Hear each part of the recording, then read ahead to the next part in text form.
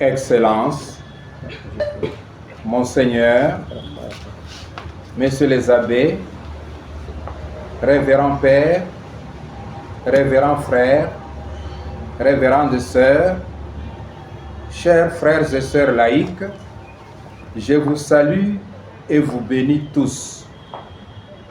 Le voici le temps favorable. Le voici maintenant le jour du salut. 2 Corinthiens 6, 2. Un sauveur nous est né, un fils nous est donné, et le pouvoir reposera sur son épaule.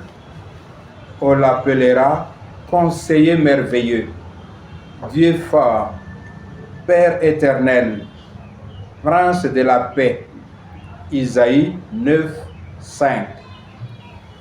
Le jour tant attendu est arrivé. Nous célébrons la nativité de notre Seigneur Jésus. Dieu s'est fait homme pour habiter parmi nous et nous montrer le chemin du salut. Quand un enfant vient à naître dans une famille, c'est la joie non seulement pour les membres de cette famille, mais dans tous les villages. Noël est une fête de joie. Il est avant tout une fête religieuse qui se célèbre avec joie dans la grande famille des baptisés.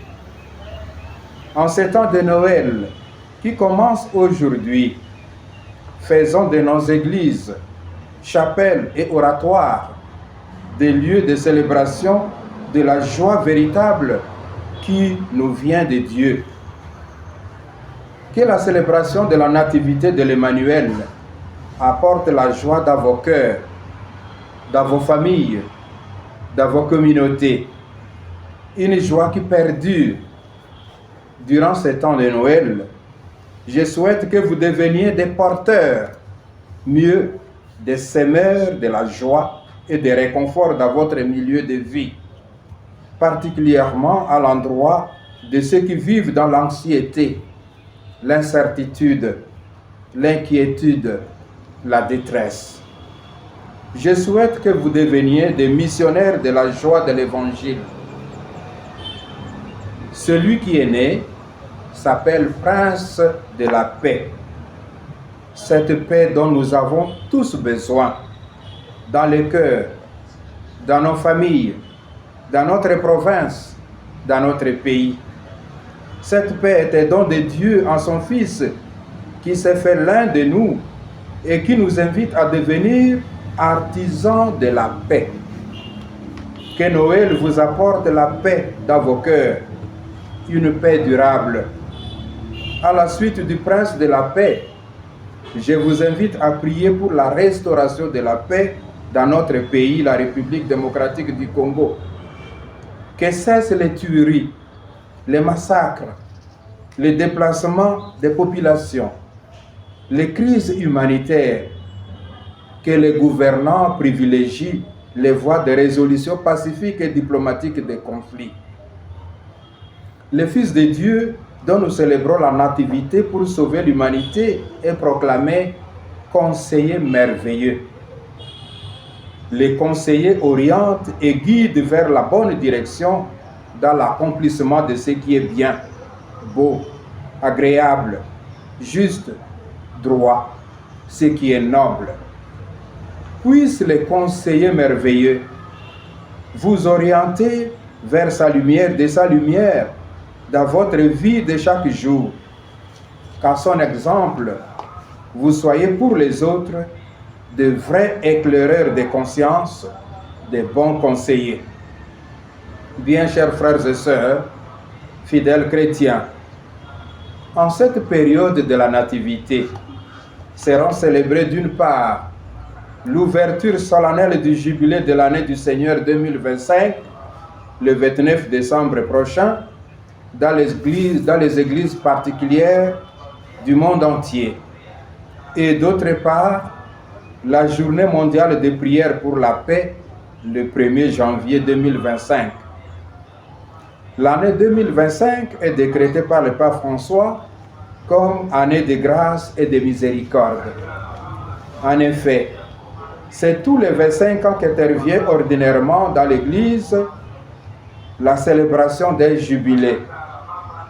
Un anniversaire très important pour tous les chrétiens tombe au cours du jubilé de 2025.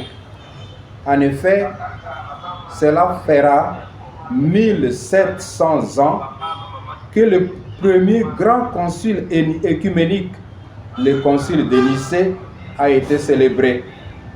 Il convient de rappeler que depuis les temps apostoliques, les pasteurs se sont à plusieurs reprises réunis en assemblée pour traiter des questions doctrinales et disciplinaires dans le souci de préserver l'unité du peuple de Dieu et la fidélité à l'annonce de l'Évangile. Le concile de Nicée a eu pour mission de préserver l'unité gravement menacée par la négation de la divinité de Jésus-Christ et de son égalité avec le Père. Après divers débats, les pères conciliaires sont tous tombés d'accord par la grâce de Dieu pour confesser les symboles de la foi que nous professons encore aujourd'hui dans la célébration eucharistique et dominicale. Le concile de Nicée est une pierre miliaire dans l'histoire de l'Église. Son anniversaire invite les chrétiens à s'unir dans la louange et l'action de grâce à la Sainte Trinité et en particulier à Jésus-Christ, le Fils de Dieu, consubstantiel au Père, qui nous a révélé ces mystères d'amour. Mais le concile de Nicée représente aussi une invitation à toutes les églises et communautés ecclésiales à poursuivre le chemin vers l'unité. L'unité visible pour répondre pleinement à la prière de Jésus, je cite, « Que tous soient un, comme toi, Père, tu es en moi, et moi en toi. Qu'ils soient un en nous, et aussi, pour que le monde croie que tu m'as envoyé. » Jean 17, 21. L'année jubilaire 2025 sera célébrée à Rome et dans tous les diocèses sous le thème des pèlerins de l'espérance. Durant cette année sainte, les fidèles chrétiens sont invités à faire le pèlerinage à Rome ou dans leurs diocèses respectifs, conformément au programme élaboré par le dicastère pour l'évangélisation et dont l'adaptation est autorisée dans les diocèses.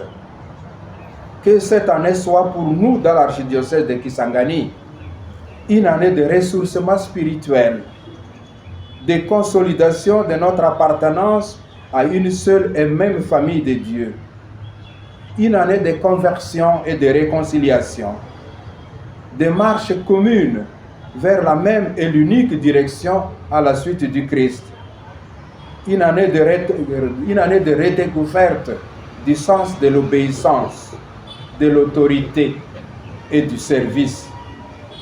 Durant l'année jubilaire 2025, que Dieu fasse de nous des hommes, des femmes d'espérance, porteurs d'une parole d'espérance auprès de ceux qui ont besoin de paix, des hommes et des femmes poseurs de gestes de miséricorde et de charité envers les malades, les prisonniers, les déplacés, les pauvres, les enfants abandonnés dans la rue, des hommes et des femmes qui ravivent l'espérance des jeunes en les encourageant dans leurs rêves, en soutenant leur enthousiasme. Et que dire de la célébration du Nouvel An? En ce 1er janvier 2025, qui est la 58e journée mondiale de la paix, le pape François nous invite à nous mettre à l'écoute du cri de l'humanité menacée autour du thème « Remets-nous nos dettes, donne-nous ta paix ». Avec le Saint-Père et en communion avec lui, je vous adresse mes vœux les plus sincères de paix, en particulier à ceux qui se sentent abattus dans leurs conditions existentielles. Que 2025 soit une année où progresse la paix. Cette paix véritable et durable qui ne s'arrête pas aux querelles des contrats ni aux tables des compromis humains.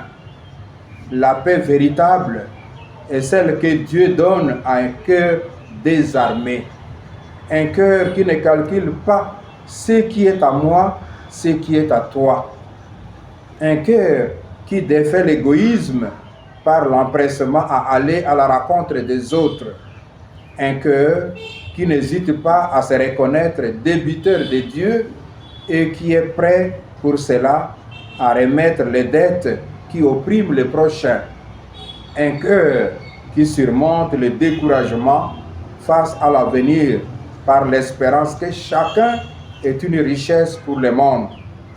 Enfin, chers fidèles chrétiens, mes vœux de santé spirituelle, morale et physique à vous tous.